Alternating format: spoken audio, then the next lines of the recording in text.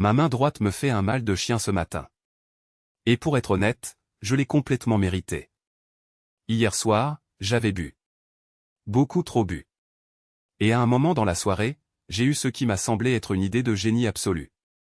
Je me suis retrouvé devant le miroir de la salle de bain, torse nu, les yeux dans les yeux avec mon reflet.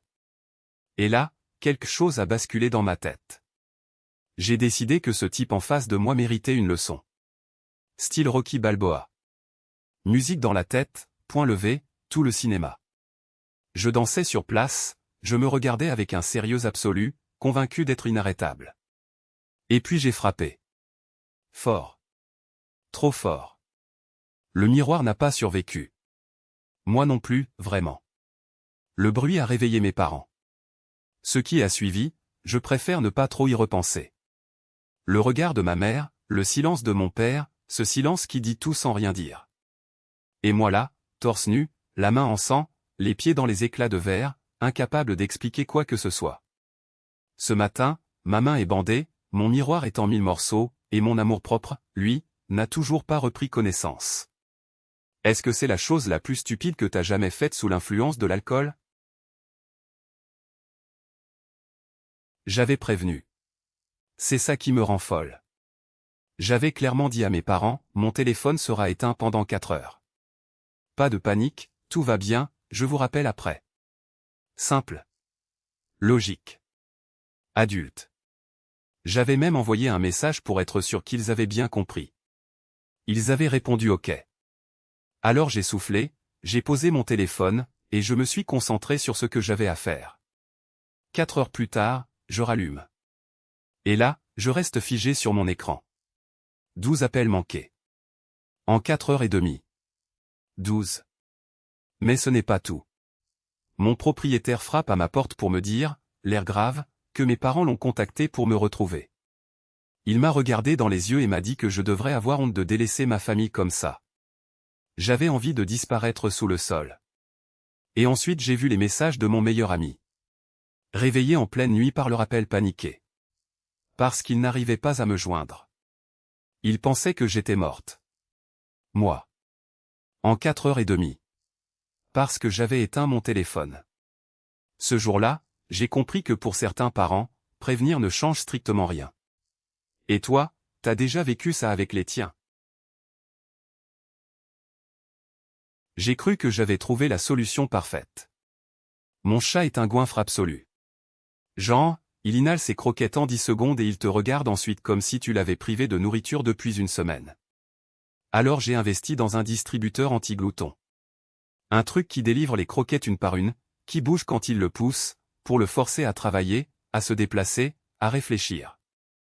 Le vendeur m'a dit que ça stimulait leur instinct de chasseur. Génial sur le papier. Sauf que personne n'avait prévenu le vendeur de l'existence de MON Chat. J'installe le dispositif au milieu du salon.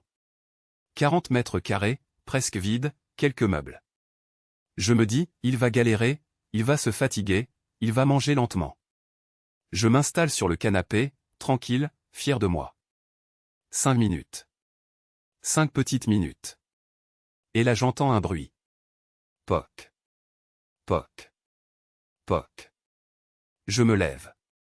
Je regarde. Il a coincé le distributeur entre 2 pieds de chaise. Il le frappe doucement, méthodiquement, et les croquettes tombent toutes seules, sans effort. Il me regarde droit dans les yeux en mangeant. Poc. Poc. Poc. Ce chat a contourné un système conçu pour des félins intelligents, en moins de temps qu'il ne m'en faut pour faire un café.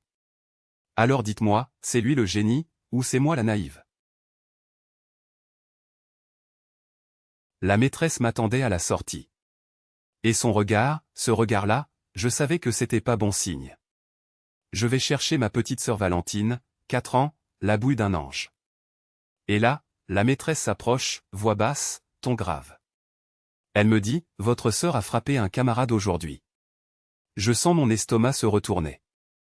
Elle continue, apparemment, de son point de vue, il parlait trop. Je restais là, sans voix. J'essaie de garder mon sérieux, je me tourne vers Valentine pour lui demander des explications, genre calmement, posément. Et elle, cette gamine de 4 ans, elle me regarde droit dans les yeux, les bras croisés, complètement assumé, et elle lâche, il avait qu'à pas faire chier celui-là. Mot pour mot. Devant la maîtresse. Je voulais disparaître sous le sol. J'avais aucun mot. Zéro. La maîtresse elle-même a failli sourire, je l'ai vu. Je sais même pas où elle a appris ça. Mais une chose est sûre, Valentine a sa propre justice, ses propres règles, et elle attend de personne la permission de les appliquer. À 4 ans. Et vous, vous avez déjà été grillé par un enfant comme ça? Vous pensez que les alarmes, c'est le pire réveil qui existe? Attendez d'avoir un enfant en bas âge. Depuis des semaines, mon conjoint et moi on essaie de préserver nos matins.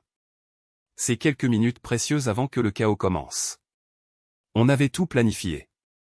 Le coucher tôt, la veilleuse, la porte entr'ouverte. On était fiers de nous, vraiment. Et puis il y a eu, lui. Notre fils de 3 ans.